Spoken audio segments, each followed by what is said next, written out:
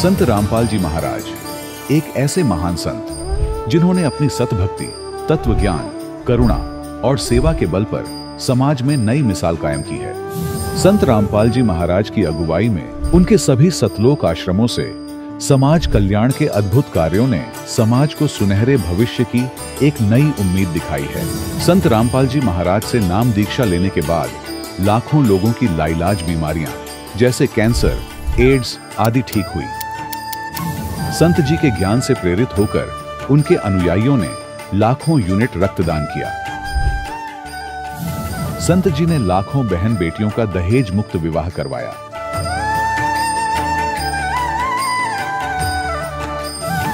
संत जी ने लाखों लोगों का नशा छुड़वाया, करोड़ों उजड़े परिवार बसे। संत जी के आश्रमों में समागम के दौरान निःशुल्क नेत्र चिकित्सा, दंत चिकित्सा प्रदान की जाती है। संत रामपाल जी महाराज द्वारा समय समय पर पर्यावरण संरक्षण के उद्देश्य से बड़े स्तर पर वृक्षारोपण किया जाता है। संत जी ने जरूरतमंदों को तत्काल राहत पहुंचाने के लिए एम्बुलेंस सेवा शुरू की। संत जी अपने अनुयायियों को देहदान के लिए प्रेरित करते हैं, जिससे मानवता की सेवा और चिकित्सा क्षेत्र में सुधार हो सके। संत रामपाल जी महाराज के सभी आश्रमों में हर रोज निःशुल्क भंडारा आयोजित किया जाता है, जहां हर वर्ग, हर जाति और हर धर्म के लोग एक साथ बैठकर भोजन करते हैं।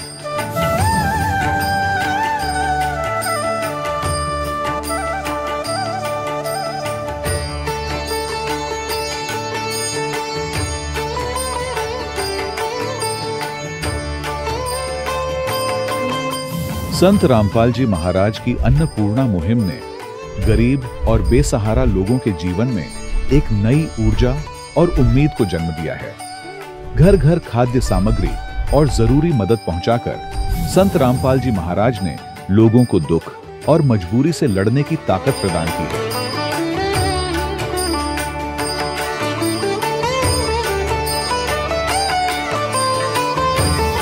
संत रामपाल जी महाराज द्वारा गरीब लोगों के लिए घर बनवाने का अद्भुत कार्य एक ऐसी मिसाल कायम कर रहा है जो सदियों सदियों संत जी की उदारता और दया भावना के तौर पर जाना जाएगा।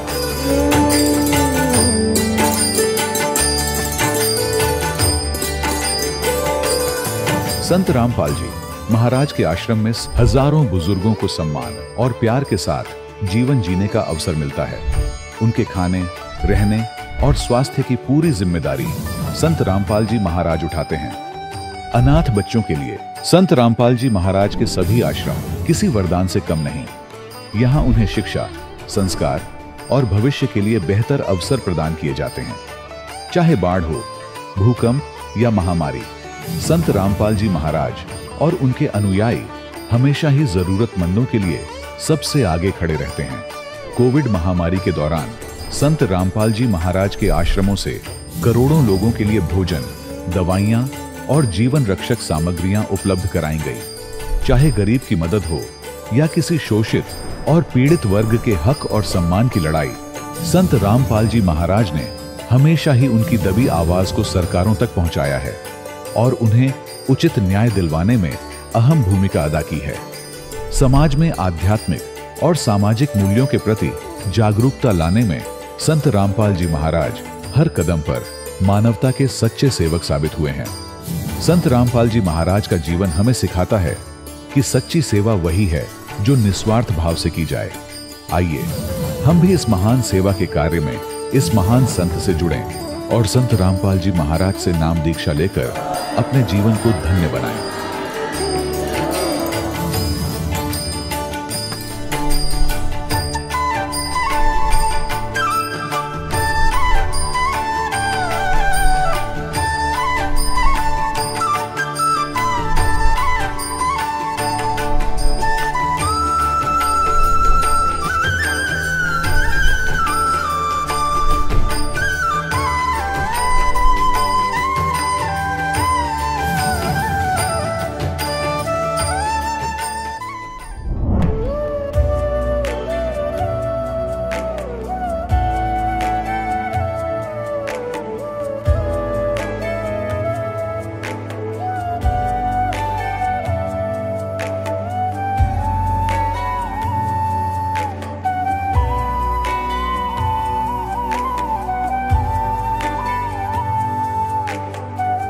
ब्रह्मा का पिता है, कौन विष्णु की मां, शंकर का दादा कौन है, हमको दे बता। ये जानने के लिए कृपया सुनिए। जगत गुरु तत्वदर्शी संत रामपाल जी महाराज के अमृत वचन सर्व पवित्र धर्मों के पवित्र शास्त्रों के आधार पर। सत साहिब दर्शकों, मनुष्य भक्ति इसलिए करता है ताकि उसे अपने जीवन में शारीरिक कष्टों और परेशानियों से छुटकारा मिल सके। लेकिन जब भक्ति के इतने प्रयासों के बावजूद भी उसके कष्ट कम होने की बजाय लगातार बढ़ते जाएं, तो क्या हो? दर्शकों, कुछ ऐसी ही कहानी थी छत्तीसगढ़ के निवासी अनंत राम सोनी जी की। अनंत राम जी ने अपने जीवन में कई प्रकार की भक्ति साधनाएं अपनाई। इन्होंने व्रत उपवास किए, मंदिरों में दर्शनार्थ भी गए और अनेकों देवी देवताओं के मंत्रों का जाप भी किया। लेकिन अफसोस, इतनी साधना और प्रयासों के बावजूद इनके जीवन की परेशानियां और बीमारियां दिन ब दिन बढ़ती ही गईं। लेकिन दर्शकों, आज अनंत राम जी का कहना है कि जब से मैंने संत रामपाल जी महाराज द्वारा दी गई सच्ची आदि सनातनी भक्ति को अपनाया है और उनसे नाम दीक्षा ली है, तब से मेरा जीवन पूरी तरह बदल गया है। दर्शकों, आखिर अनंत राम जी ऐसा क्यों कह रहे हैं? आखिर आज क्यों अनंत राम जी जैसे लाखों श्रद्धालु अपने धर्म में प्रचलित भक्ति साधना को छोड़कर संत रामपाल जी महाराज द्वारा दी जा रही भक्ति साधना को अपना रहे हैं? आखिर इसके पीछे की सच्चाई क्या है? आइए सुनते हैं अनंत राम सोनी जी की कहानी, उन्हीं की जुबानी। नमस्कार सर। नमस्कार सर। सर, क्या नाम है आपका? अनंत राम सोनी है सर। अनंत राम जी, आप कहाँ से हैं? गांव सुपा, पोस्ट ऑफिस बड़े भंडार, तहसील पुसौर, जिला रायगढ़, छत्तीसगढ़ सर। अनंत राम जी, संत रामपाल जी महाराज से नाम दीक्षा आपने कब ली? 2021 में लिया सर। अनंत राम जी, क्या आप कोई भक्ति साधना भी करते थे? मैं भक्ति साधना नहीं करता था सर। तो फिर क्या कारण बना कि आप संत रामपाल जी महाराज जी की शरण में आए, जैसे कि आपने बताया कि आप कोई भी भक्ति साधना नहीं करते थे? सर, मैं बहुत दुखी था। मेरे हाथ और पैर बहुत ठंडा हो चुका था सर, और साल कंबल जर्सी से मेरे को गर्मी नहीं मिलता था सर। आग तापने से मेरे को गर्मी मिलता था सर। इसी कारण मैं चलने योग्य नहीं था। मेरे पैर में बहुत पीड़ा था सर, और मैं सीढ़ियाँ चढ़ नहीं सकता था सर। इतना मेरे को थकान महसूस होता था सर। मैं थरथराहट महसूस होता था। मेरा उम्र लगभग 47-48 साल का था सर। मैं चलने फिरने में बहुत मेरे को पीड़ा होता था सर। उसके बाद में मैं अपने नज़दीक ज़िला RL अग्रवाल के पास मैं ट्रीटमेंट कराने पहुंच गया सर। उसके पास 2 महीना तक मैं ट्रीटमेंट कराया सर, मेरे को कोई राहत नहीं मिला। उसके बाद PK गुप्ता के पास गया सर। उसके बाद 3 माह तक मैं ट्रीटमेंट कराया सर, मेरे को राहत नहीं मिला। उसके बाद मेरे साथी क्षीरसागर गुप्ता ने मेरे को विशाखापट्टनम ले गया सर। वहाँ जाने के बाद मेरे को 500 रुपये फीस लिया सर, और जांच का 10,500 रुपये ले लिया। उसमें MRI का 6,000 रुपये ले लिया सर, और खून जांच का 3,000 रुपये ले लिया। MRI में मेरा नस दबा हुआ था पीछे साइड का सर, घेंच का नीचे का और कमर का सर। उसी कारण पीड़ा हो रहा है, ऐसा मेरे को डॉक्टर ने बोल दिया सर। और मेरा BP बढ़ा था, कोलेस्ट्रॉल बढ़ा था, और मेरा शुगर बढ़ा था सर, जिसमें मेरे को हार्ट का प्रॉब्लम हो सकता था सर। इतना नौबत हो गया था सर। दवा लेने के बाद मैं फिर घर आ गया सर। कुछ दिन खाने के बाद मैं आराम मेरे को नहीं मिला सर। उसके बाद एक दिन इतना चक्कर आया सर, मैं उठकर बैठकर योग्य नहीं था सर। चक्कर से मैं बोल नहीं पाता था सर। मेरे को लाश को पकड़ के ले जाते हैं, मुर्दे को, वैसे 4 आदमी पकड़कर रायगढ़ अपेक्स अस्पताल में भर्ती कर दिया। मेरे को भर्ती करने के बाद मेरे सारी रिपोर्ट देखने के बाद इसका नस दब गया है और इसका इलाज नहीं हो पाएगा। इसको DK अस्पताल रायपुर घड़ी चौक में इसको एडमिट कराना पड़ेगा। लगभग 2.5-3 लाख रुपया इसको लगेगा। आप चले जाओ अपने घर, अपना पैसा का व्यवस्था करना और रायपुर चले जाना। मेरे को कहकर छुट्टी दे दिया अपेक्षा रायगढ़ के अस्पताल वालों ने। फिर मैंने, मेरा छोटा छोटा बच्चा सा था और मैं बहुत दुखी था, मैं रोता था सर। मेरे को इतना भयंकर बीमारी हो गया, आप बच पाओगे नहीं बच पाओगे, ऐसे मेरे को बोल दिया। मेरा छोटा छोटा बच्चा का कैसा गुजारिश होगा कहकर मैं रोता था सर। उसके बाद में बंदी छोड़ सतगुरु रामपाल महाराज का समय बिताने के लिए संग 7:30 बजे शाम को मैं देखा सर। शाम को देखने के बाद बंदी छोड़ सतगुरु जी सतरामपाल जी ने सुबह 5 बजे उठने पर स्वयं मेरे को कहा कि बेटा तू मेरे शरण में आ जा, तू ठीक हो जाएगा, ऐसा मेरे को बोला सर। फिर मेरे पत्नी से बोला सर कि परमात्मा मेरे को स्वयं बुला रहा है, कहाँ जाना है कहाँ आना है मेरे को मालूम नहीं है। फिर उसमें गुरु जी का संत रामपाल महाराज का संग जो आता है उसमें पट्टी में कॉन्टेक्ट नंबर रहता है सर, उसके कॉन्टेक्ट करने पर रायगढ़ आ जाओ, वहाँ नामदान केंद्र है, वहाँ नामदान ले सकते हैं कह के मेरे को उत्तर आया सर। फिर मेरी बेटी को मैं बैठा कर मैं अपने लूना से मैं लेकर आया और मेरा कुछ चक्कर आता था सर, मैं गिर जाऊंगा तो रास्ता से मेरे को हटा देना कहकर मैं उसको बैठा कर लाया सर। और फिर मैं नाम उपदेश लिया सर बंदी छोड़ सदगुरु रामपाल जी से। सर, संत रामपाल जी महाराज से नाम दीक्षा लेने के बाद आपको क्या लाभ मिले? जैसे कि आपने बताया कि आप बहुत ज़्यादा दुखी थे। बंदी छोड़ सदगुरु रामपाल महाराज जी से नाम उपदेश लेने से मेरे को 1 रुपया का दवाई अभी नहीं लग रहा है सर। मैं निरोग हूँ, किसी प्रकार का दवा लेने का ज़रूरत नहीं है सर। मेरा बीपी शुगर वो हाई लेवल था सर। बंदी छोड़ सदगुरु रामपाल जी महाराज नाम उपदेश लेकर मैं पूर्ण रूप से स्वस्थ और ठीक हूँ सर, किसी प्रकार का दवा नहीं लेता। MRI रिपोर्ट है सर, इसमें मेरा नस दब गया था और इसमें 2.5 लाख रुपया लगेगा, 2.5-3 लाख रुपया लगेगा, ऑपरेशन लगेगा, बच पाओगे या नहीं पाओगे, ये मेरे को ऐसा बोल रहा था सर। और बंदी छोड़ सदगुरु रामपाल महाराज से उपदेश लेने के बाद मेरे को कोई दवा नहीं लेते हैं, न कोई दवा नहीं खाते हैं, न ऑपरेशन नहीं लगा सर। आज पूर्ण रूप से स्वस्थ और ठीक हैं सर। और इसमें का ये जितना छोटा छोटा नस है ये सब दब गया है सर। इसके दबने के कारण पैर में पीड़ा हो रहा था सर। और ये 6000 का MRI रिपोर्ट है सर। ये विशाखापट्टनम के। चलने फिरने में बहुत पीड़ा आती थी सर, सीढ़ियाँ चढ़ नहीं सकते थे सर। इसी कारण नस दबने के कारण खून सप्लाई नहीं हो रहा था, इसी कारण में शरीर में पीड़ा आ रहा था सर। ये मेरा चक्कर आने का रिपोर्ट है सर, जिसमें मेरे को चक्कर आता था सर और चक्कर आने से मैं कोई काम कर नहीं सकता था सर। दिमाग का नस दबा था सर। उसके बाद मैं बंदी छोड़ सदगुरु रामपाल महाराज की शरण में आने पर पूर्ण रूप से ठीक और स्वस्थ हो गए सर। मैं ऑपरेशन कोई नहीं कराया सर। इन्होंने तो बोल दिया था ऑपरेशन कराने के लिए DK अस्पताल में जाओ और 2.5-3 लाख रुपया लगेगा कहकर मेरे को बोल दिया था सर। फिर मेरे पास 2.5-3 लाख रुपया नहीं था सर और मैं गरीबी था। गरीबी के कारण में मेरे पास पैसा जुगाड़ नहीं होने के कारण मैं बंदी छोड़ सदगुरु रामपाल महाराज जी की शरण में आकर नाम उपदेश लेकर पूर्ण रूप से स्वस्थ और ठीक हूँ और मेरे को किसी ऑपरेशन नहीं लगा सर। सर मैं खेती बाड़ी का काम करता था सर। मेरा 5 एकड़ ज़मीन था सर। 5 एकड़ ज़मीन में मेरे को 100 कट्टा धान होता था सर। बीमारी के कारण में कुछ कर्जा हो गया था सर। कर्जा होने के कारण मैं दुखी था सर। दुखी होने के कारण मैं गुरु जी से अरदास लगा, हे मालिक बंदी छोड़ सदगुरु रामपाल महाराज मुझ पर दया करना, इस गरीब पे दाता कहकर मैंने प्रार्थना की। प्रार्थना करने के बाद मेरे को स्वप्न में फिर कहा कि बेटा तू फिक्र मत कर, तेरा सबसे धान ज़्यादा होगा, गांव भर से तेरा धान ज़्यादा होगा। और वास्तविक में मेरे को ज़्यादा हुआ। 100 कट्टा मंडी में देने के बाद 150 कट्टा धान और अधिक हुआ।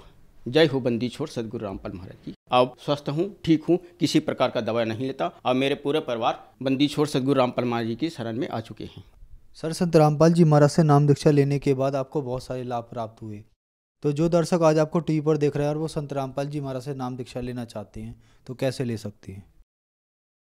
सर चैनल में संग आता है सर, संग के नीचे पट्टी रहता है सर, पट्टी में कॉन्टेक्ट नंबर रहता है सर।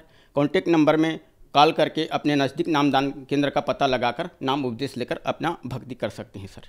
धन्यवाद सर। सर दर्शकों, अभी आपने सुने संत रामपाल जी महाराज से दीक्षा प्राप्त करके सुखी हुए भक्त के अनुभव। अब देखिए जगत गुरु तत्वदर्शी संत रामपाल जी महाराज के मंगल प्रवचन। अब जो ही रामानंद जी ने देखा 2.5 वर्ष का बालक इधर और 5 वर्ष का सामने, 6 बार इधर देखा और 6 बार इधर, आंखें मलमल कर देखा। तो परमात्मा ने सोचा इस बुढ़े की बुद्धि अब सेट हो को ना। वहां से उठे परमात्मा और उस 5 वर्ष के बालक में 2.5 वर्ष का बालक आकर उसके सामने समा गया। तब रामानंद की बुद्धि ठिकाने आई। फिर भी न्यू बोला कि बच्चा मैं तो कंठी भी देता हूं, कंठी। परमात्मा ने निकाल के दिखाई कि देख यार ये कंठी ये कहां प्राप्त हुई? कि आपने वही तो डाली थी मेरे गले में पंचगंगा घाट पर। अब रामानंद जी की वो भी याद था कि वो मेरी खोगी थी कंठी। उसने सोचा ये नरा बालक नहीं है, ये तो सारी ये बात फिट कर रहा है। फिर पूछा कि बच्चा मैं राम राम तो नाम नहीं देता, मैं कोई और मंत्र देता हूं। ये ऋषि लोग मंत्र ओपन नहीं किया करते थे। राम राम तो जैसे हम सत्साहिब करते हैं ऐसे करते थे वो। तो परमात्मा ने कहा आप ओम नाम देते हो। अब रामानंद जी की तो सिट्टी फिट्टी गुम होगी कि सारी सच्ची बतावा, जुलाहों तक तो यह बात जा ही नहीं सकती। मैं क्या मंत्र देता हूँ, गुप्त प्रतिज्ञा कराता हूँ जिसको नाम देता हूँ। ऋषियों को देता था नाम ये, और बाकी हरे कृष्ण हरे राम यो भी नाम साथ में, ओम नमः शिवाय ये अलग सा, लेकिन ये गुप्त मंत्र था इनका सार नाम था ओम। फिर रामानंद जी की बुद्धि चक्कर काट गई, अकनेरा बालक को नहीं, अकेला बच्चा नहीं है। फिर परमात्मा ने कहा कि अगरम मगरम छोड़ दो, सुनो हमारी सीख। कबीर साहब ने कहा कि ये अटपट छोड़ स्वामी जी, हमारी बात को सुनो। समझाने लगे कि उससे सृष्टि रचना सुना दी परमात्मा ने आध घंटे के अंदर। रामानंद जी ने कहा कि मैं आंखों देखूं जब बात बने, क्योंकि आज तक ना किसी वेद में, ना किसी गुरु ने, ना किसी ऋषि ने, ना आचार्य और शंकराचार्य ने हमें ये ज्ञान नहीं दिया। तो रामानंद जी ने कहा कि मैं योग युक्त होता हूं, मैं समाधिस्थ हो जाता हूं। परमात्मा ने कहा कि समाधिस्थ होकर देखिए आप कहां तक पहुंच पाते हो, फिर मैं बताऊंगा आपकी ये स्थिति कहां है। रामानंद जी का अभ्यास था 1 सेकंड में समाधिस्थ हो गए, और जो ही वो त्रिवेणी पर पहुंचे, योग युगत प्राणायाम कर जित्या सकल शरीर, त्रिवेणी के घाट पर वहां अटक रहे बलबीर। आगे जाके 3 रास्ते हो जाते, सामने ये ब्रह्मरंध्र है, लेफ्ट साइड में ये धर्मराज के लोक को जाता है, और इधर वो अलग से जाता है 88,000 खेड़े साइड में। तो यहां जाकर वो बंद हो गया, उससे आगे नहीं जा पा रहा था। तो परमात्मा वहीं पहुंचे बालक रूप में। समाधि में क्या होता है, एक सोपन सा होता है। और परमात्मा ने कहा कि आपके हरे राम हरे कृष्ण सीताराम राधे श्याम ये तो कोई मंत्र है नहीं, ओम के नाम से आप बस यहीं तक आ सकते हो। और जब आपकी मृत्यु होगी, जैसे यजुर्वेद अध्याय नंबर 40 के मंत्र 15 में कहा है, ओम कर्तु समर किलबे समर कर्तुम समर। ओम नाम का जाप काम करते करते सिमरण करो, और विशेष कसक के साथ सिमरण करो। मनुष्य जीवन का प्रथम कर्तव्य जान कर सिमरण करो। ये ब्रह्म का मंत्र है। गीता ज्ञान दाता 8वें अध्याय के 13वें श्लोक में कहता है, ओम इति एकाक्षरम ब्रह्म विवरण माम अनुसमरण ये प्रयाति तजन देहम सयाति परमाम। मुझ ब्रह्म का केवल एक ओम अक्षर है, उच्चारण करके सिमरण करता हुआ यह प्रयाति तजन देहम, यानी शरीर छोड़कर जाते समय तक इसका सिमरण करता रहता है, सयाति परमाम गतिम, वो ब्रह्म से मिलने वाली, ओम से मिलने वाली परम गति प्राप्त होता है। कहाँ जाता है, ब्रह्म लोक में। अब यहां स्वामी जी ने इष्ट मान रखा था विष्णु जी, और ओम नाम का जाप करती थी, तो ब्रह्म लोक नहीं जा सकते थे ये। तो उन्होंने बताया कि आप जी अंतिम सांस तक ये मंत्र करते रहोगे, तब क्या आपकी मृत्यु के बाद आप यहां आओगे इस त्रिवेणी पे। ये 3 रास्ते हैं, यहां आकर के आप मृत्यु के बाद इस रास्ते जाओगे, इस रास्ते पर। और आगे धर्मराज का लोक है, सबसे पहले न्यायाधीश का ऑफिस है, वहां आपका अकाउंट होगा। उसके बाद आप विष्णु लोक में जाओगे। विष्णु लोक के अंदर भी ओम नाम की कमाई के अलग से एक रेस्टोरेंट बना हुआ है, वहां भी आपकी कमाई नष्ट होगी। आप वहां जाओगे और फिर 84 लाख योनियों में आओगे। ये सामने का जो ब्रह्मरंध्र है, ये तुम्हारे मंत्र से नहीं खुल सकता।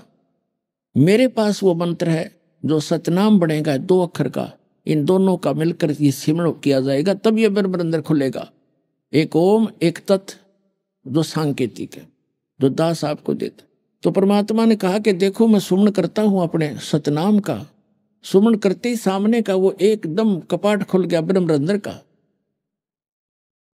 और परमात्मा उस आत्मा को साथ लेकर के रामानंद जी को ऊपर पहुंचे। कहा कि ये बैठा तुम्हारा भगवान ज्योत निरंजन, ये काल ब्रह्म, तुम इसे निराकार कहा करते थे, ये गुप्त रहता है। इसने प्रतिज्ञा कर रखी है 7वें अध्याय के 24 और 25 श्लोक में। गीता ज्ञान दाता कहता है कि मैं अपने योग माया से छुपा रहता हूं, मैं कभी किसी के सामने कभी अपने वास्तविक रूप में प्रकट नहीं होता। ये मेरा अनुत्तम अटल घटिया नियम है। ये बैठा, फिर परमात्मा ने वो 11वां द्वार पार किया, जो परब्रह्म यानी उस अक्षर पुरुष के ब्रह्मांडों में प्रवेश करते हैं, 11वां द्वार।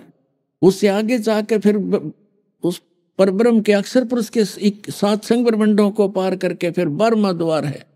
12वां द्वार पार करके भंवर गुफा पार करके जब सतलोक आता है तो परमात्मा ऊपर के लोक में ले गए, और जब वहां जाकर देखा जो एक सिंहासन के ऊपर राजा के समान परमात्मा बैठे हैं, सिर पे मुकुट है, गल में माला है, सुंदर शरीर है, करोड़ सूर्य मिला दे करोड़ चंद्रमा, ऐसा उनका एक रोमकूप की शोभा है। तो कबीर साहब नीचे से गए, वहां चवर उठा करके सिंहासन पर विराजमान उस परमात्मा तेजो में रूप वाले शरीर वाले भगवान पर चवर करने लगे। रामानंद जी ने सोचा कि ये भगवान है जो तख्त पर बैठा, सिंहासन पर बैठा, और ये कबीर तो यहाँ का कोई गण है, यहाँ का कोई देव है। इतने में वो तेजो में शरीर खड़ा हुआ, सिंहासन से उठा और हाथ जोड़े कि भगवान बैठो, सिंहासन विराजमान करो, आपका सिंहासन है। और कबीर साहब उसके ऊपर उछल कर बैठे, बालक जैसे उछला करे, और वो चवर करने लगा जो तेजो में शरीर था, जिसको रामानंद जी भगवान समझ रही थी। अब रामानंद जी सोच रहे थे कि भगवान, आप इस बालक, ये कबीर बालक और ये भगवान, ये क्या चक्कर है, ये चवर कर रहा है। इतने में तेजो में शरीर और परमेश्वर कबीर जी 5 वर्ष के बालक कबीर साहब के रूप में समा गया उसके अंदर। अकेला कबीर साहब असंग अनंत कोट ब्रह्मांड के संचालक के रूप में वहां विराजमान है, चौर अपने आप हो रहा है।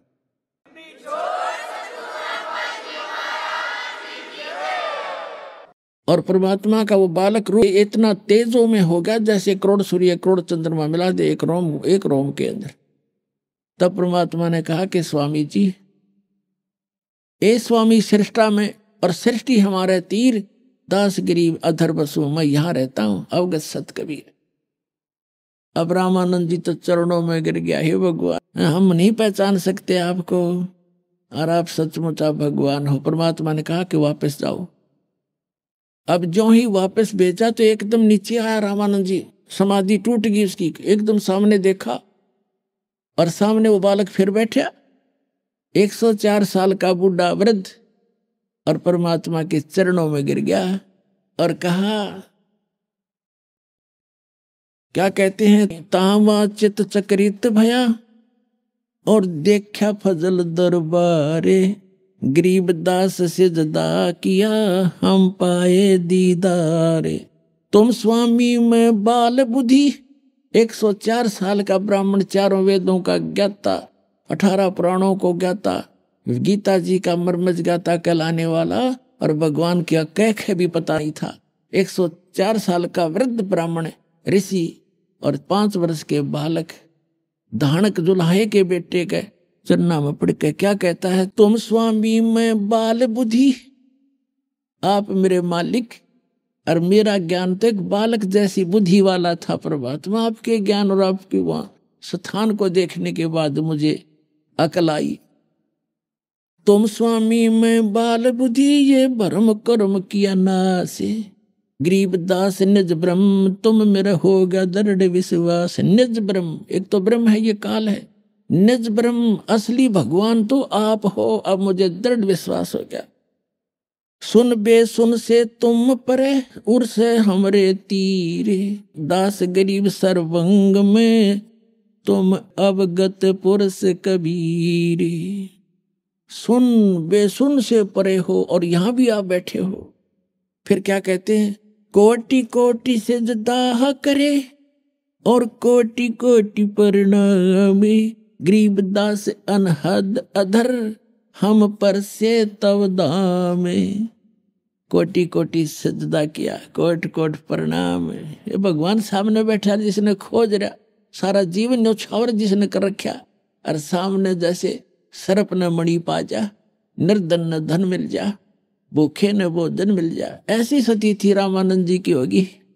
और क्या कहते हैं, कोट कोट सजदा किया और कोटि कोटि प्रणाम। सिर पटक दिया महापुरुष ने, उस जिसकी खोज कर रहा था वो आप पे आ मिला।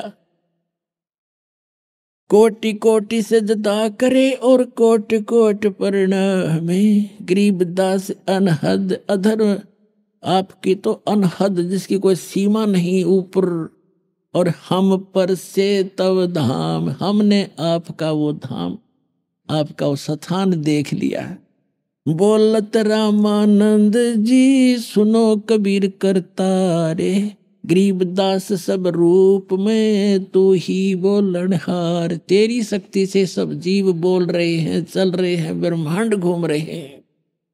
तुम साहेब तुम संत हो। अब सतगुरु की पहचान बता रहे हैं। तुम साहेब तुम संत हो और तुम सतगुरु तुम हंस, गरीबदास तुम रूप बिना और न दूजा अंश। तुम ही परमात्मा हो साहेब, तुम साहेब तुम संत हो, यानी एक नेक व्यक्ति भी आप ही हो। अच्छे महापुरुष संत की जो भाषा है वो परिभाषा आप ही खरे उतरते हो। और तुम सतगुरु यानी सच्चे गुरु आप ही हो, सच्चा ज्ञान रखते हो। और तुम ही इस हंस यानी एक अच्छे भक्त हो, निर्विकार भक्त हो, हंस जो बुराइयों से हट जाता है। जैसे हंस एक पक्षी होता है बुगले जैसा, बुगला तो आम वस्तु खाता है, मच्छी खा जाओ, मेंढक खा जाओ, घोगे खा जाओ, सबको खा जाए। लेकिन हंस सरोवर पर केवल मोती खाता है, अड़ंगा नहीं खाता। तो हंस वो होता जो भक्त बीड़ी शराब तंबाकू रिश्वतखोरी बकवाद छोड़ देता है, तो उसको हंस कहते हैं कि वो विकारों से दूर होकर एक भक्त बन गया। तो कि एक सच्चा भक्त भी मालिक आप ही हो। तुम साहेब तुम संत हो, तुम सतगुरु तुम हंस, और गरीबदास तुम्हारे रूप बिना और न दूजा अंश। मैं भगता मुक्ता भया और किया कर्म कुंद नाश, और गरीबदास अवगत मिल गए या मिट गई मन की बांस। मेरे मन की भ्रमणा मिट गई, मुझे भगवान मिल गए अवगत, जिसको कोई नहीं जानता। दोहू ठोर है एक तू, बया एक से दो, गरीबदास हम कारणे तुम आए हो मगजो। दोहू ठोर है एक तू, हे भगवान ऊपर भी आप ही हो और यहाँ भी आप ही हो, और हम नीचों के लिए आप वहां से गति करके आए हो। ओए होए, अरे यही वेद प्रमाण देते हैं कि वो परमात्मा ऊपर रहता है, वहां से गति करके आता है और अच्छी आत्माओं को मिलता है। तो पुण्यात्माओं, आपका सौभाग्य है कि आप जी को परमात्मा का दिया हुआ वो यथार्थ ज्ञान और उनका बनाया हुआ ये सतगुरु आपको प्राप्त हुआ, और वही ज्ञान वही भक्ति जो भगवान बताने आए थे आज आपके सामने रूबरू हुई। सौभाग्य आपका, धन है आपके माता पिता जिनसे जन्म हुआ। और कहते समझा है तो सिर दर पाऊं, बोर नहीं रे ऐसा दाव। कबीर साहब कहते हैं कि ये संसार समझदा ना ही, कहंदा श्याम दोपहरे नू, और गरीबदास ये वक्त जाते रोग इस पैरे नू। ये समय जब हाथ से चूक गया और मोक्ष नहीं हुआ, सच्ची भक्ति कोई प्राणी मनुष्य नहीं करेगा इस प्राइम टाइम के अंदर, तो रोया करोगे इस समय को याद करके, मनुष्य जीवन हाथ से छूट जाएगा। तो इसलिए पुण्यात्माओं, अपना कल्याण करवाओ, औरों को भी समझाओ। जितना भी अधिक से अधिक जनता में ये ज्ञान फैलाओगे, आपको भी भला होगा, समाज भी सुधर जाएगा, सबके दुख दूर होंगे, सबको परमात्मा मिलेगा, पूरा विश्व पार हो जाएगा। परम पिता परमात्मा पूर्ण ब्रह्म, सारी सृष्टि के रचनहार कबीर देव,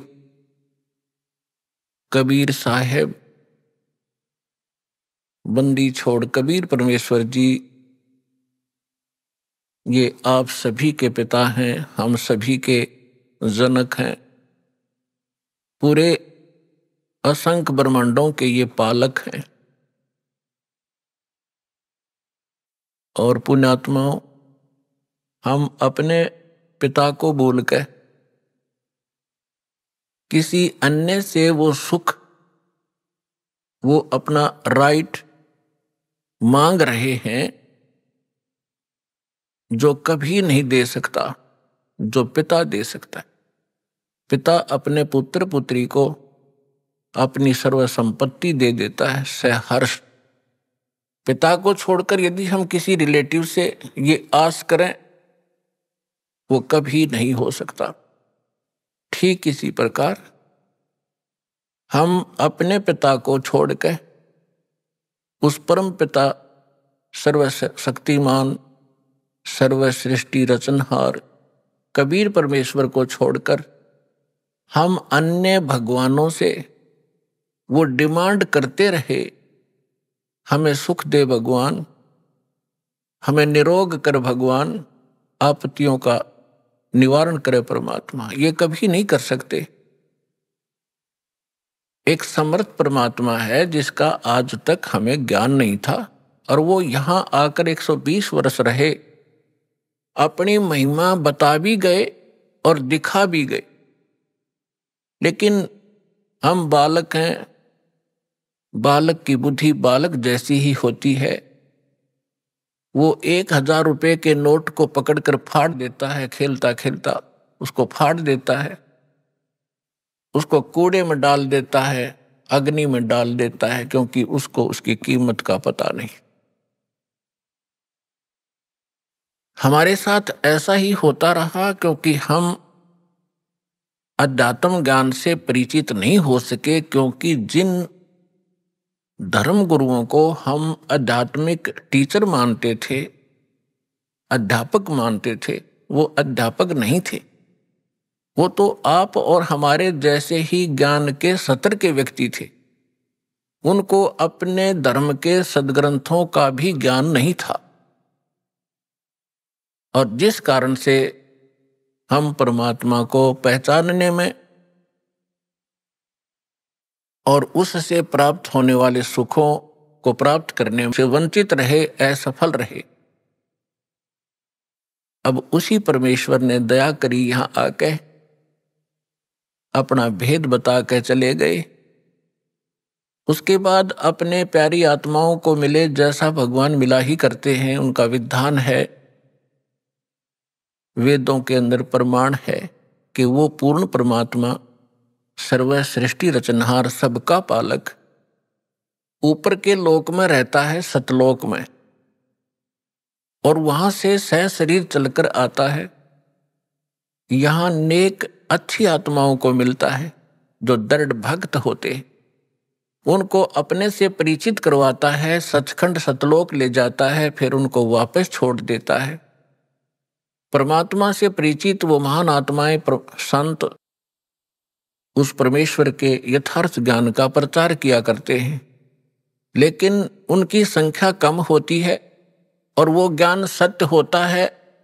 पूरा विश्व असत्य ज्ञान से परिपूर्ण होता है, ओतप्रोत होता है, जिस कारण से हम भगवान को भी ठुकरा दिया हमने, और उन महापुरुषों के अमृतवाणी को भी स्वीकार नहीं किया जिन्होंने परमात्मा को देखा और पाया था। उनमें से कौन कौन हैं? आदरणीय धर्मदास साहिब जी, आदरणीय मलकदास साहिब जी, आदरणीय नानक साहिब जी,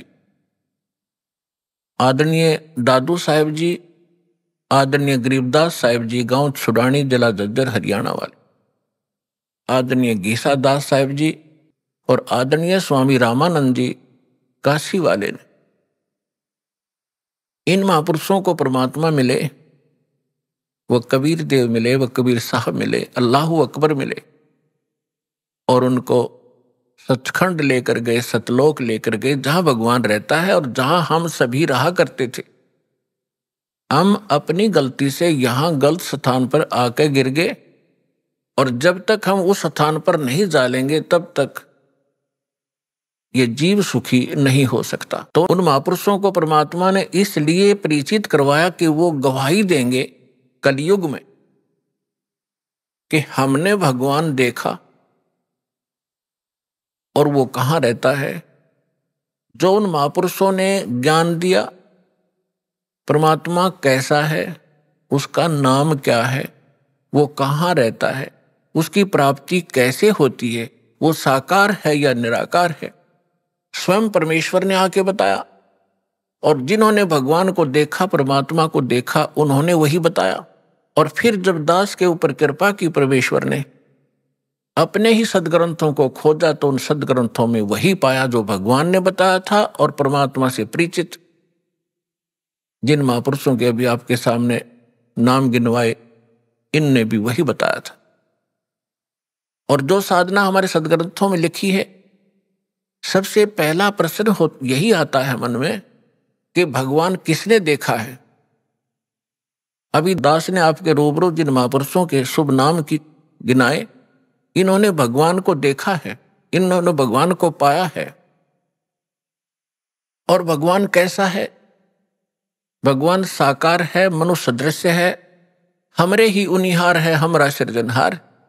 हमारा भगवान हमारे ही जैसी उनिहार का है, यानी मनुष्य सदृश ही है, लेकिन उसके सामर्थ्य में और जीव के सामर्थ्य में दिन और रात का अंतर है। वो सर्वशक्तिमान है, सर्वसृष्टि रचनहार है, सबका पालक है, लेकिन है मनुष्य जैसा ही।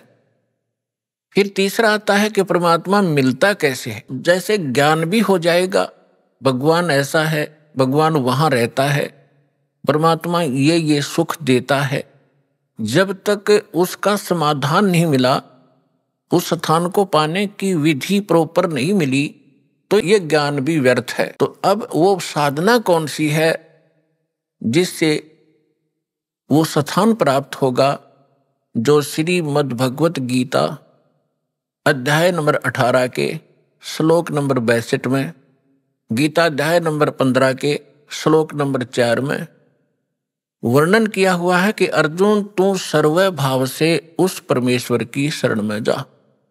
गीता ज्ञान दाता अपने से अन्य किसी समर्थ परमात्मा की शरण में जाने के लिए अर्जुन जी को कह रहा है,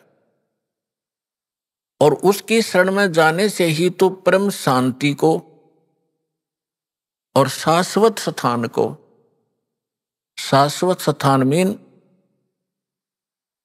जिसका कभी नाश ना हो, सत्यलोक, अविनाशी लोक, अमर लोक को प्राप्त होगा। और गीता ज्ञानदाता अपने विषय में कहता, गीता अध्याय नंबर 2 के श्लोक नंबर 12 में, गीता अध्याय नंबर 4 के श्लोक 5 और 9 में, गीता अध्याय नंबर 10 के श्लोक नंबर 2 में, कि अर्जुन तेरे और मेरे बहुत जन्म हो चुके हैं, तू नहीं जानता, मैं जानता।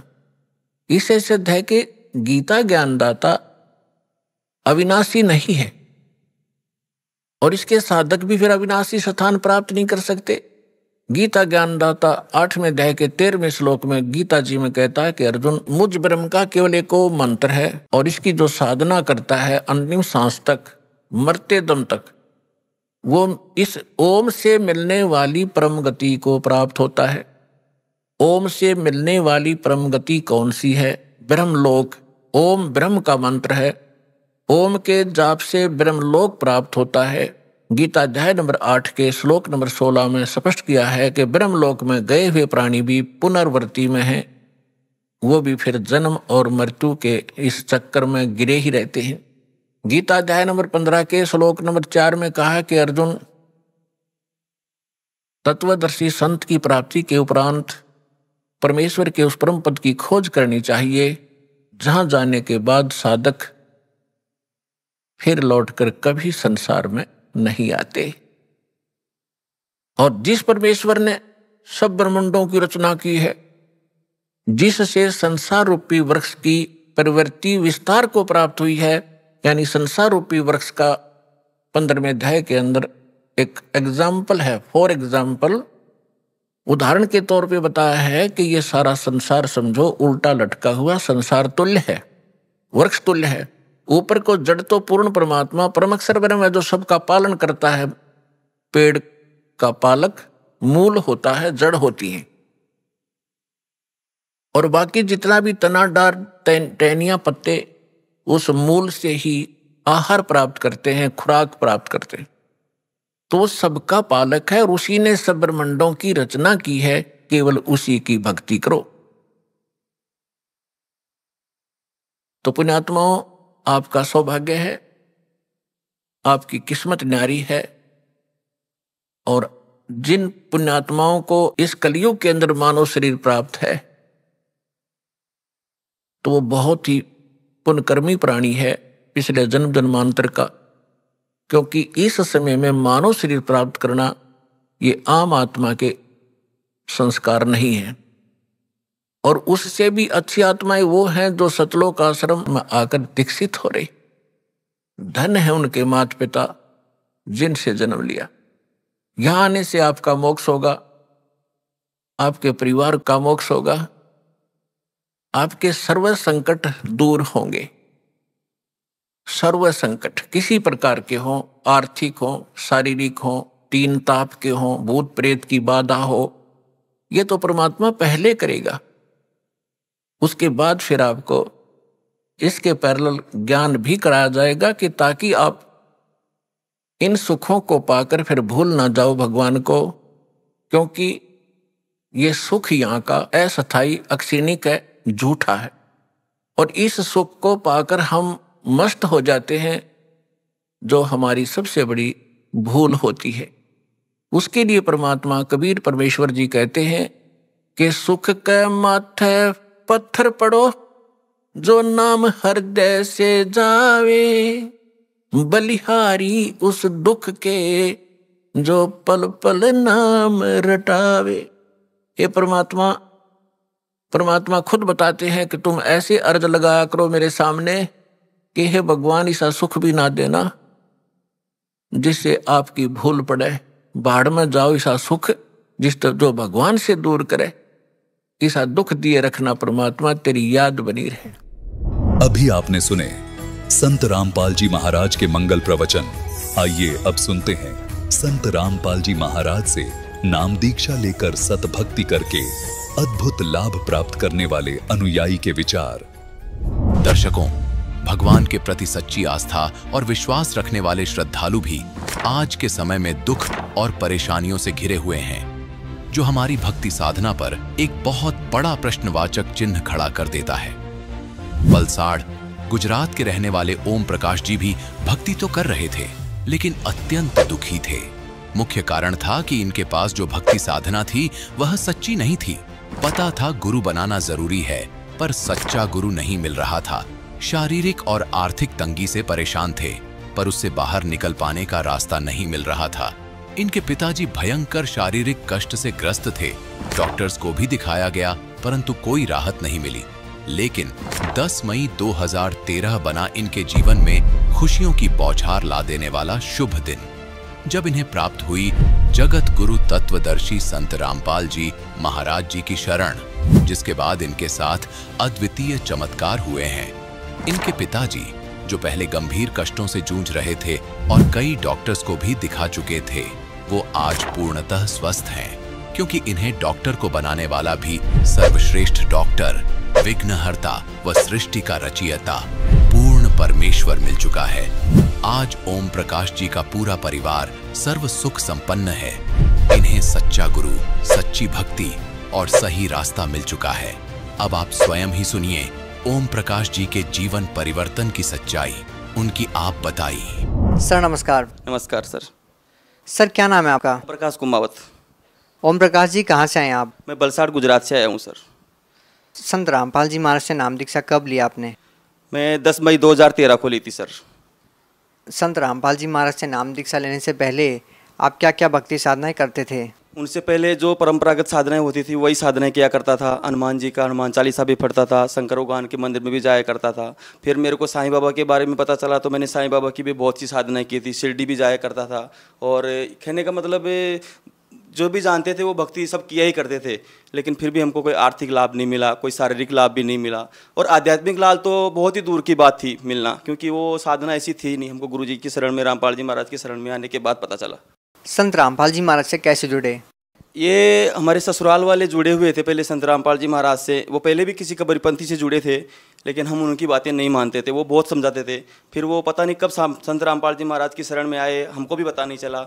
1 साल बाद में उन्होंने हमको बताया कि आप भी संत रामपाल जी महाराज का ज्ञान सुनो और ये परमात्मा आए हुए हैं। तो मैंने इग्नोर कर दिया उनकी बातों को कि हमको ये संतों के चक्कर में नहीं पड़ना है। लेकिन मेरी भगतमती वहाँ रुकी थी। मैं तो वहाँ से चला आया था पहली उसी दिन रात को। मेरी भगतमती वहाँ रुकी। उनको उन्होंने समझाया कि ऐसी ऐसी भक्ति है, ऐसे परमात्मा खुद आए हुए हैं रामपाल जी महाराज के रूप में। तो उनके मन में पता नहीं कैसा ऐसा हो गया, वो मेरे को आके समझाए, लेकिन मैंने उनकी बातों पे कोई ध्यान नहीं दिया। फिर मैं यहाँ पे गुजरात में आ गया। फिर वहाँ आने के बाद में वो सत्संग देखती रहती थी। मेरे को तो वही मैच पिक्चर देखने का ज़्यादा शौक़ रहता था भगत जी। तो हमारे बीच में आपसी तनाव भी रहता था, घर का माहौल इतना ज़्यादा बिगड़ चुका था। मैं सोचा कि मेरा परिवार बिखर ना जाए, ऐसा मेरे को लगने लगा था। मैं बाजू वाले के घर में जाके मैच देखता था और वो सत्संग सुनती थी। परमात्मा की इतनी अच्छी वाणियाँ थी, लेकिन मेरे को वो पता नहीं अंदर समा ही नहीं रही थी वाणियाँ। फिर मैं सोचा अब कैसे कब तक चलेगा ऐसा, बाजू वाले के घर में जाके बैठ के कब तक बैठेंगे। तो मैं उनको वैसा बोला, चलो 15 मिनट आप अपना सत्संग सुनो, 15 मिनट में मेरा मैच देखता हूँ। देखते देखते एक देर परमात्मा शास्त्रों को खोल खोल के बता रहे थे कि ब्रह्मा विष्णु महेश नासवान हैं और ये इनकी भक्ति करने से कोई ज़्यादा लाभ नहीं मिलता है, जितना कर्म में होता है उतना ही मिलता है। ये हमारी आयु भी नहीं बढ़ा सकते, हमारे कष्टों को भी दूर नहीं कर सकते। तो मैं सोचा ये पूरा जगत हम सब आज तक इन्हीं की भक्ति करते आ रहे हैं। यो संत ऐसा बता रहे परमात्मा कि भाई ब्रह्मा विष्णु महेश तो नासवान है, रामपाल जी महाराज तो ऐसा बता रहे हैं। तो फिर देखते देखते कब 15 मिनट में भूल गया कि मेरा मैच भी था, मेरा कोई पिक्चर भी था, घंटों निकल गए। उस टाइम पे 2013 में रात को 11 बजे तक आध्यात्मिक चर्चा चलती थी। तो कब 11 बज गए मुझे पता ही नहीं चला और मैं ऐसा सत्संग में खो गया। फिर देखते देखते देखते देखते मैं देखता ही रहा। फिर मेरे को 2-3 महीने सत्संग सुना, शास्त्रों से भी मिलाया भी, जितने भी शास्त्र मेरे पास अवेलेबल थे, किसी के रिश्तेदार के पास से भी ला के मैंने देखे, सब में जी टीच मिला। फिर मैं सोचा कि ज्ञान तो एकदम सच्चा है। फिर मैं मेरी भगतमती के साथ हो गया कि मतलब आप सही हो और आपका ज्ञान सही है, गुरुजी रामपाल जी महाराज भी सही हैं, मैं ही गलत था। फिर मैंने सब एक्सपेक्ट किया। फिर नामदान लेने से पहले ही मैंने जितनी भी मेरे घर में जितनी भी तस्वीरें थी वो तस्वीरों को मैंने सब जल प्रवाह कर दी थी। और परमात्मा का एक ज्ञान गंगा बुक मेरे को कहीं से मिला था, ऐसे ही किसी की रद्दे में पढ़ा था, ऐसी पुस्तक मेरे को मिली ज्ञान गंगा पुस्तक। बाद में मैंने उनको पढ़ा। फिर वो जो गुरुजी की फ़ोटो आती है ना ज्ञान गंगा में पेस्ट, उसको मैंने फ़ोटो स्टूडियो में जाके बनवाया फ़ोटो और मैं उन्हीं की साधना करने लगा। मैंने उपदेश भी नहीं लिया था। फिर मैं उसके 3 महीने बाद में गाँव गया। फिर मेरे पिताजी को भी बहुत तकलीफ़ थी, उनको हार्ट अटैक हुआ था, एंजियोप्लास्ट करवाया था उनका 6 महीने पहले ही, जब मैं गुरुजी से नहीं जुड़ा था उस टाइम पे। फिर मेरे को ऐसा लगा कि मेरे पिताजी को इनसे बहुत ज़्यादा राहत हो सकती है, लेकिन उनको ज्ञान पता नहीं था, मुझे पूरा ज्ञान था। मैं गया, मेरे पिताजी ने बोला आ गए, मैं बोला आ गया। तो उन्होंने बोला कि आप एक काम करो, मेरे लिए दवा पूरी हो गई है और कल दवा भी लेके आना। मैं बोला अभी दवा नहीं लेना है। उन्होंने बोला दवा नहीं लूँगा तो मैं मर जाऊँगा, डॉक्टर ने बोला है कि तू दवा बंद मत करना, तेरा खात कुछ भी हो सकता है। मैं बोला अभी परमात्मा मिल गए हैं संत रामपाल जी महाराज के रूप में और अभी हमको दवा की ज़रूरत नहीं है। उन्होंने बोले कौन रामपाल जी महाराज है? मैं बोला ऐसे ऐसे। मैंने उनको थोड़ा बहुत ज्ञान समझाया। तो उनको ऐसा लगा कि देवी देवताओं की भक्ति नहीं करनी है तो समाज से बहुत दूर हो जाएंगे। तो उन्होंने बोला नहीं मैंने ऐसा नहीं कर सकता। मैं बोला देखो परमात्मा है और उनकी शरण में जाने से ना आपको दवा खाने की ज़रूरत है, ये समाज आपको क्या दे रहा है? कुछ तो नहीं दिया। आप इतने दुखी थे, कौन आपके पास आके बैठता था? मेरी बात मानो, मैं आपका दुश्मन नहीं हूँ, मैं आपका लड़का हूँ, चलो मेरे साथ। तो उन्होंने मेरी बात मान ली। फिर संत रामपाल जी महाराज को दर्शन के लिए गए तो मैंने परमात्मा संत रामपाल जी महाराज से अरदास लगाई कि गुरुजी ऐसी बात है और मेरे पिताजी को बहुत तकलीफ़ है, वो दवा भी लेते हैं और रोते ही रहते हैं, उनको बहुत कष्ट रहता है। रामपाल जी महाराज ने बोला बेटा दवा कचरे के डब्बे में डाल देना, सब कुछ खाओ पियो। वो घी दूध सब कुछ बंद कर दिया था। शरीर इतना वीक हो गया था कि चलने में भी असमर्थ थे। परमात्मा रामपाल जी महाराज की शरण में जाने के बाद में उन्होंने दवा भी नहीं ली। आज तक उन्होंने एक भी दवा नहीं खाई उस चीज़ की। हाँ, सर्दी जुकाम थोड़ा बहुत और कुछ होता है उसकी दवा ले लेते हैं, लेकिन बाकी उसकी दवा एक भी नहीं ली। उनका कितनी बार डॉक्टर का फ़ोन आता है हमारे पास, अरे आप दवा चेकअप कराने के लिए नहीं आता? मगर हमको तो बहुत बड़ा डॉक्टर संत रामपाल जी महाराज के रूप में मिल गया है, हमको अभी दवा की ज़रूरत नहीं है। एकदम बिल्कुल स्वस्थ हो गए वो और भाग के फर्स्ट क्लास काम भी करते हैं, उनका शरीर भी एकदम तंदुरुस्त हो गया है। वो दुनिया को बताते हैं कि अभी उसके बाद में मेरे बुआ की लड़की की शादी थी तो उसका वो जो मायरा लेके जाते हैं, हमारा दिल नहीं था लेकिन फिर भी हमको जाना पड़ा। उधर लोगों ने पूछा कि तुम दवा नहीं लेते हो, ऐसा नहीं लेते हो। मेरे पिताजी ने दिल खोल के बता दिया कि हमको तो इतना बड़ा डॉक्टर मिल गया है, हमको दवा की कोई ज़रूरत नहीं है। पहला लाभ तो भगत जी मेरे को ये हुआ। दूसरा लाभ, मेरी एक बच्ची है, उनको भी सतनाम मिला हुआ है और वो भी मेरे साथ ही उन्होंने रामपाल जी महाराज ने उपदेश ले लिया था। बहुत ही दृढ़ बच्ची है, मेरे से भी ज़्यादा उसको परमात्मा पे विश्वास है। उसको एलर्जी हो गई थी, पूरा शरीर उसका इतना ज़्यादा ऐसा खून निकाल देती थी। चर्म रोग विशेषज्ञ डॉक्टर जो स्पेशलिस्ट डॉक्टर होते हैं उनको बताया, कितने डॉक्टरों को बताया। फिर उन्होंने बोला कि ये यहाँ गुजरात का वातावरण इनको सूट नहीं कर रहा है तो इनको यहाँ से आपको राजस्थान भेजना पड़ेगा। अभी बच्चे इधर पढ़ते हैं तो मैं राजस्थान कैसे भेज सकता हूँ? मेरे को इतना ज्ञान भी नहीं था कि परमात्मा को ऐसा अर्जी लगाने से तुरंत फायदा होता है। मैंने परमात्मा को तुरंत अर्जी लगाई, परमात्मा ऐसी बात है, बच्चों का भविष्य बिगड़ जाएगा, अभी कैसे? परमात्मा ने बोला बच्चा, परमात्मा दया करेंगे। उस बच्ची का एलर्जी पता नहीं कब कैसे दूर हो गया, मुझे पता ही नहीं चला। और वो एकदम स्वस्थ, आज भी बच्ची आई हुई है, बाहर बैठी है। रामपाल जी महाराज ने इतनी दया की उस बच्ची पे ऊपर, और उनका एलर्जी बिल्कुल एकदम स्वस्थ हो गया। तीसरा लाभ भगत जी, मेरे पास ज़मीन थी लेकिन मैं मकान बनाने की मेरी सामर्थ्य नहीं थी, मेरे पास पैसा नहीं था। मैं रैंक पे रहता था, कभी 6 महीने इधर कभी 6 महीने उधर, ऐसे ही भटकता रहता था। मेरी भक्तमती बोलती थी परमात्मा से अरदास लगाओ, रामपाल जी महाराज से, ये तो कुछ भी कर सकते हैं। तो मैं बोला परमात्मा, रामपाल जी महाराज कुछ भी करेंगे लेकिन फिर भी अपने पास पैसा तो होना चाहिए। तो बोला आप अरदास लगाओ रामपाल जी महाराज से, वो करेंगे। मैं दर्शन के लिए गया, रामपाल जी महाराज को अरदास लगाई। जब दर्शन के लिए गया तो परमात्मा, ज़मीन तो है लेकिन मकान बनाना चाहता हूँ। रामपाल जी महाराज ने बोला बेटा तू तो दिल खोल के चालू कर दे, तेरा काम हो जाएगा। और मेरा काम एकदम ऐसे हो गया। आज 25 लाख रुपए मेरे पास, 2-3 लाख रुपए मुश्किल से थे, और 25 लाख रुपए का मकान परमात्मा ने कैसे बनवा दिया। किस जो आदमी को मैं जानता भी नहीं था वो भी मेरी मदद के लिए वहाँ पे आया भगत, और मेरा मकान बन गया। मैंने बोरिंग करने के लिए मशीन आ गई। परमात्मा को, रामपाल जी महाराज को ज्योति लगा दी, दंडों प्रणाम किया। फिर बोला, बोरिंग वाला बोलता नारियल लाओ, अगरबत्ती लाओ। मैं बोला ये ऐसा हमको नहीं करना है। बोलता कहाँ बोरिंग करना है? बोला इधर करना है। किसी से पूछा था? मैं बोला मेरे रामपाल जी महाराज, मेरे गुरुजी से पूछा था। बोला जो बेटा तुम्हारा सब जगह योगी लाके वहीं पे कर लेना। बाजू वाले घर में 90 फीट पे पानी था भगत जी, लेकिन मेरा बोरिंग 160 फुट चला गया, एकदम सूखा, बिल्कुल पानी नहीं निकला। मैं एक कोने में बैठे बैठे सुमरण कर रहा था, और सब लोग जितने भी आजू बाजू वाले थे सब खड़े थे, वो सब बातें कर रहे थे। ये देवी देवताओं को नहीं मानता है, वो रामपाल जी महाराज का ज्ञान ले लिया इसने, कहाँ से पानी होगा, वो है, वो ऐसा नहीं करता है, पूजा नहीं करता है। मैं बोला परमात्मा जो करना है आपको ही करना है यार, इसी में मेरे को सब कुछ करना है, यही बोरिंग रहना चाहिए। मैं बोरिंग वाले को बोला भाई तू बंद कर दे बोरिंग, तेरा जितना पैसा होता है तू लेके जा। और बोलता है क्या करेगा, दूसरा बोरिंग तो तेरे को करवाना पड़ेगा। मैं बोला जो होगा सो देखा जाएगा, तो कितना पैसा होता है। उसका जो बिल बना के दिया, जितना बोरिंग पैसा हुआ मैंने उसको देख के भेज दिया। पता नहीं कैसे परमात्मा ने रजा की गिल्ली मिट्टी आई थी भगत जी, पानी नहीं आया था यार। वही बोरिंग से सब ने देखा, वही बोरिंग से मैंने घर बनाया, एक किसी से भी एक बाल्टी भी पानी नहीं ली, और आज वही बोरिंग इतना धड़ल्ले से चल रहा है, कभी पानी की कमी नहीं आई उसमें। परमात्मा ने इतने, अभी गिनाने जाऊंगा तो कितना गिनाऊं भगत जी, आपका भी टाइम थोड़ा लिमिट होता है, लेकिन बहुत लाभ दिए हैं, आर्थिक लाभ दिए हैं, शारीरिक लाभ दिए हैं। बच्चे भी, मेरा बच्चा था एक, वो बिल्कुल भी खाना नहीं खाता था, 4 साल का था उस टाइम पे, 3 साल का ही था, बिल्कुल भी खाना नहीं खाता था, माँ का दूध का स्वाद वो कुछ भी नहीं लेता था, एकदम कमज़ोर था। परमात्मा को मेरी भगतपति ने प्रार्थना की, परमात्मा बच्चा खाता नहीं है, क्या मालूम क्या हो गया। परमात्मा ने बेटा खा लेगा। उसी टाइम जैसे परमात्मा ने बोला, चाय और बिस्कुट आश्रम में खाया। रामपाल जी महाराज ने जैसे ही उनके सर पे हाथ रखा ना, उन्होंने खाना चालू कर दिया। और कहने का मतलब परमात्मा ने हर पल मदद की है। अभी छोटी छोटी बातें बताऊंगा तो भगत जी बहुत लंबी हो जाएगी, लेकिन जो भी किया परमात्मा ने बहुत ही अच्छा किया। जब हम अपने आप को बहुत ही भाग्यशाली मानते हैं कि परमात्मा ने हमको ऐसा ज्ञान दिया, आध्यात्मिक ज्ञान सबसे बड़ा लाभ तो वही है कि हमको परमात्मा मिले, सतलोक जाने का रास्ता सूझा, बस। देखिए आज के दिन लोग भक्ति तो कर रहे हैं, लेकिन भक्ति करते करते भी दुखी हैं। आप क्या कारण मानते हैं कि लोग भक्ति कर रहे हैं? कोई किसी मंदिर में जा रहा है, कोई मस्जिद में जा रहा है, कोई गुरुद्वारे में जा रहा है, कोई चर्च में जा रहा है, भक्ति सभी कर रहे हैं, लेकिन दुखी क्यों हैं? क्या कारण मानते हैं? भक्ति आप भी कर रहे हैं, आप लोगों को सुख हो रहे हैं, लेकिन भक्ति और लोग भी कर रहे हैं, फिर भी वो परेशान हैं। आप भी पहले भक्ति करते थे, लेकिन पहले आप दुखी थे, आज सुखी हैं, ये कारण क्या है? उसका कारण यही है भगत जी, उनकी साधनाएं शास्त्र अनुकूल नहीं है, उनकी सच्ची साधनाएं हैं, वो लोक के आधार पर भक्ति करते हैं। जो भी उनको गुरु मिले, धर्म गुरु, वो भी हुआ भाई ऐसा लोक के आधार पर उनको ज्ञान बताते हैं। रामपाल जी महाराज शास्त्रों के अनुकूल भक्ति बताते हैं। हमको भी लाभ नहीं हो रहे थे, हम भी बहुत भक्ति करते थे। हनुमान चालीसा आज भी मेरे को खंडक से याद है। अच्छा ये बताइए कि शास्त्र अनुकूल साधना क्या होती है, मतलब इसकी परिभाषा क्या है? सभी संत रामपाल जी महाराज के अनुयायी यही कहते हैं कि हम शास्त्र अनुसार साधना करते हैं, दूसरे संत शास्त्रों के विरुद्ध साधना करते हैं। आखिर ये शास्त्र अनुकूल साधना है क्या? देखो शास्त्र अनुकूल साधना है, अपने सदग्रंथों में लिखा है, जैसे गीता जी में लिखा है कि ओम तत्सत, ये 3 प्रकार का ये गुरु सच्चिदानंद ब्रह्म को प्राप्त करने का मंत्र है।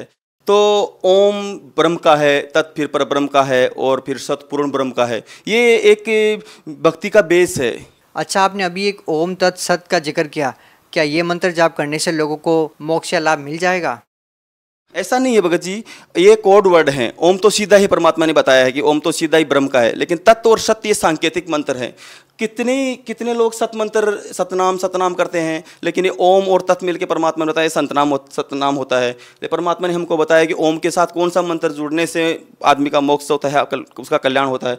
तो ये चीज़ें संत रामपाल जी महाराज ने खोल के बताई है, बाकी धर्मगुरुओं ने आज तक कभी नहीं बताई है। देखो, लोग ये तो मानते हैं कि संत रामपाल जी महाराज से नाम दीक्षा लेने के बाद लाभ तो लोगों को ऐसे ऐसे मिल रहे हैं कि लोगों को आश्चर्य हो रहा है। लेकिन बहुत सारे लोगों की शंकाएं हैं। कुछ लोग ये जानना चाहते हैं कि आज तक कोई भी धर्मगुरु, देखिए प्राचीन काल से जो साधनाएं चलती आ रही है, जो हिंदू धर्म में साधनाएं चलती आ रही है, मुसलमान धर्म में, जो अन्य धर्मों में साधनाएं चली आ रही है, साधनाएं प्राचीन काल से चलती आ रही है। आज संत रामपाल जी महाराज ने उन सभी साधनाओं पर प्रश्न चिन्ह लगा दिया है। संत रामपाल जी महाराज का कहना है कि जो भी धर्मगुरु आप लोगों को जो भक्ति बताते हैं वो शास्त्रों के अनुसार नहीं है, वो गलत बताते हैं। तो लोगों को समझ में नहीं आ रहा है कि वो धर्मगुरु कैसे गलत हो सकते हैं। जो साधनाएं वो कर रहे हैं वो प्राचीन काल से उनके पूर्वज भी करते आ रहे हैं। तो अभी लोगों के पास इस सवाल का क्या जवाब हो?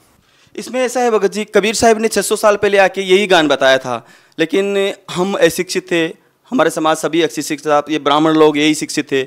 परमात्मा ने सब कुछ आज जो रामपाल जी महाराज बता रहे हैं वही ज्ञान कबीर साहब ने। एक बात बताइए कि उस समय ब्राह्मण समाज शिक्षित था और कबीर साहब को कहा जाता है कि वो अशिक्षित हैं, तो कबीर साहब जी कैसे सही ज्ञान बता सकते हैं जबकि ब्राह्मण तो पढ़े लिखे थे? वो तो परमात्मा थे, उनको कोई पढ़ने की जरूरत नहीं। तो परमात्मा खुद चारों युगों में आते हैं, परमात्मा खुद इस कलयुग में कबीर साहब नाम से शरीर प्रकट हुए थे। लेकिन ये धर्मगुरुओं को भी पता था कि उनका ज्ञान सच्चा है, लेकिन इनकी आज वही हो रहा है। इनकी दुकानें उस टाइम पे बंद हो रही थी, इसलिए परमात्मा का भी उस टाइम पे भी कबीर साहब का बहुत विरोध किया था, और वही आज रामपाल जी महाराज के साथ हो रहा है। उन्होंने भी ये रामपाल जी महाराज के साथ भी ये लोगों ने किया था कि ये क्या जाने संस्कृत को, इनको तो हिंदी भी बराबर पढ़ना नहीं आती। लेकिन उस टाइम का ज़माना कुछ और था भगत जी, आज का ज़माना कुछ और है। उस टाइम पर हम अशिक्षित थे, आज हम सब पढ़े लिखे एजुकेटेड समाज है, सब अपनी आंखों से देख सकते। अच्छा, आपने पढ़ लिख कर समझकर नाम दीक्षा ली है। आपने बताया कि आपने वेदों से भी मिलान किया है संत रामपाल जी महाराज के ज्ञान को। सबसे बड़ी बात बताइए कि लोगों को जल्दी समझ में आ जाए कि आपने वेदों में कौन सी बात मैच की कि संत रामपाल जी महाराज जो बता रहे हैं वो बिल्कुल सही है और किसी भी संत ने आपको वो बात नहीं बताई। वेदों में लिखा है कि परमात्मा से शरीर है, वो से शरीर आता है और से शरीर चला जाता है। उनकी परवरिश की लीला कंवारी गायों से होती है, और वो छोटी सी उम्र में बड़े बड़े विद्वानों के साक्षात्कार में वो बड़े बड़े विद्वानों के छक्के छुड़ा देते हैं, और वो एक कवि की भूमिका भी प्राप्त करते हैं। ऐसी लीलाएं वो परमात्मा किया करते हैं। तो अन्य संतों ने आपको क्या बताया था? अन्य संतों ने तो परमात्मा निराकार है, और जब वो साकार में आता है वो राम और कृष्ण के रूप में आ जाता है। अन्य संतों ने तो यही बताया था। तो आपके कहने का मतलब ये है कि संत रामपाल जी महाराज मात्र एक ऐसे संत हैं इस विश्व में जिन्होंने आपको सिद्ध किया कि परमात्मा साकार है? श्योर 100%। अच्छा, आपसे लास्ट प्रश्न जानना चाहेंगे कि बहुत सारे लोगों का जब हमने इंटरव्यू लिया तो उनका कहना था कि संत रामपाल जी महाराज से नाम दीक्षा ली और नशा छूट गया। ऐसी क्या दवाई देते हैं संत रामपाल जी महाराज की, नाम लेते हैं और ठीक हो जाते हैं? उनके शब्द में शक्ति है। उन्होंने सब कुछ बताया है कि देखो, अमल अरहारी आत्मा कदे न पावे पार, परमात्मा को कभी प्राप्त नहीं कर सकते, और हम जिस मार्ग को परमात्मा प्राप्त करने के लिए ही चले हैं, तो ये नशा तो हमारे लिए बहुत खतरनाक है भगत। ये परमात्मा ने बताया है कि बाकी बच्चों नशा करोगे तो तुम भगवान को कभी प्राप्त नहीं कर। कोई नशा करते थे? हाँ, करता था मैं, बीड़ी सिगरेट और कभी कभी बियर भी पीता था, कहीं संगत में बैठ जाता था, तो ऐसा नशा सब करते थे। कैसे छूट जाता है ये नशा? घृणा हो जाती है भगत जी। परमात्मा जब रामपाल जी महाराज मंत्र उपदेश देते हैं, वो अपना सत्संग सुनाते हैं, तो हमको उस नशे से बिल्कुल नफरत जैसी हो जाती है। आज कोई 20 फुट दूर ऐसा कोई बीड़ी पी रहा है तो हमको यहीं से उल्टी जैसी होने लग जाती है, दिल घबराने लग जाता है, और ऐसा लगता है जैसे कोई बीड़ी निकाल भी रहा है ना, तो ऐसा लगता है कोई गोली निकाल रहा हो, बंदूक निकाल रहा हो, हमको मार डालेगा, ऐसा हमको फील होता है। हम उसके नज़दीक बैठना भी पसंद नहीं करते हैं। आपके गाँव का क्या नाम है? मैं बलसाड़, यहाँ गुजरात में एक बलसाड़ जिला है, जिला भी वही है, गांव भी वही है, मैं वहीं पे रहता हूँ। अपने गुजराती भाइयों को अपनी गुजराती भाषा में क्या संदेश देना चाहेंगे? मैं तो एम જ કહેવું છું કે ભાઈ આ મનુષ્ય જીવન બાર બાર નથી મળવાનું, અને આ મનુષ્ય જીવનથી આપણને મોક્ષ પ્રાપ્ત કરવા માટે જ આ મનુષ્ય જીવન મળેલો છે, તો વધારાથી વધારા સંખ્યામાં જલ્દી से જલ્દી જ્ઞાન સાંભળીને તમે પરમાત્માની શરણમાં આવો અને તમારું કલ્યાણ કરાવો। बहुत बहुत धन्यवाद सर। नमस्कार।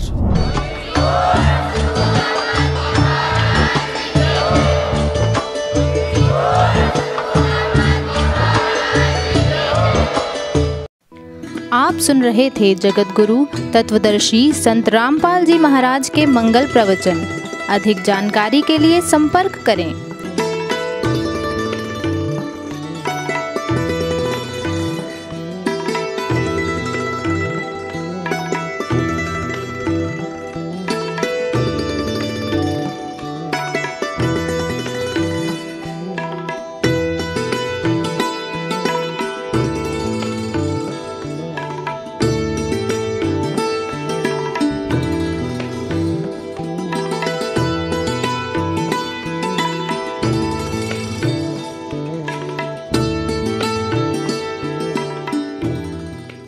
जगत गुरु तत्वदर्शी संत रामपाल जी महाराज जी के पावन सानिध्य में भक्ति की अलख जगाने तथा श्रद्धालुओं को सत्य भक्ति मार्ग का रास्ता दिखाने हेतु कनाडा के लोकप्रिय channel the TV NRI channel पर जगत गुरु तत्वदर्शी संत रामपाल जी महाराज जी के मंगल प्रवचनों का प्रसारण प्रतिदिन सुबह 7:30 बजे से 8:30 बजे तक तथा रात्रि 7:30 बजे से 8:30 बजे तक किया जा रहा है। इस सत्य भक्ति मार्ग को अपनाने के लिए अधिक से अधिक सत्संग प्रसारण देखें। इस सत्संग प्रवचन का सीधा प्रसारण संत रामपाल जी महाराज लाइव सत्संग YouTube चैनल और जगत गुरु संत रामपाल जी महाराज फेसबुक पेज पर भी देख सकते हैं।